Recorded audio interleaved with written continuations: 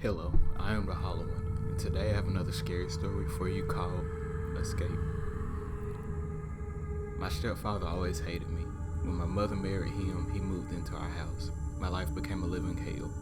He found fault with every little thing I did and was constantly shouting at me and calling me names. In his eyes, I could never do anything right. Pretty soon, all of chaos at home began to affect my schoolwork.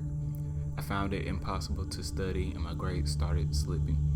At the dinner table, I was so nervous that I hardly ate a thing. I gradually withdrew into myself and stopped hanging around my friends. Things began to grow worse and worse. I became my stepfather's punching bag. He started beating me with the slightest excuse. He was a strong man, and I was too small to fight him off. Each punch or kick he delivered hurt me emotionally as well as physically. It wasn't long before I was diagnosed with depression, and doctors put me on medication. Through all of this, my mother stood by and refused to intervene. She chose her new husband over me.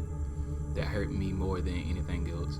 I gave up hope and prayed for the day I could escape. One day I couldn't take it anymore and ran away from home. I made it as far as the city when the police found me and brought me home. When they took me back to my house, my stepfather was standing at the door, waiting for me.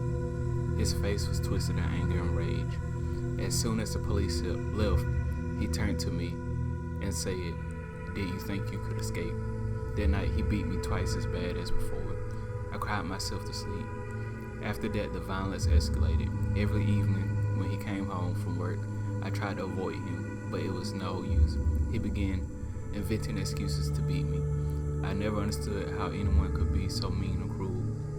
It seemed like it was all a big game to him. Each time he hit me, I could see how much he was enjoying it. My body was covered in bruises and it hurt to breathe. Eventually, he went too far one evening. He beat me so badly that I couldn't move. I just lay on the floor of my bedroom staring at the ceiling. I didn't know it was it at the time, but I was bleeding eternally.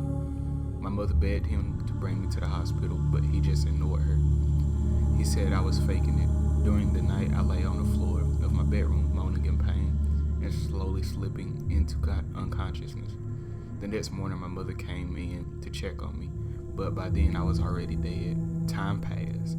I don't know how much time passed. Suddenly, I saw a bright light.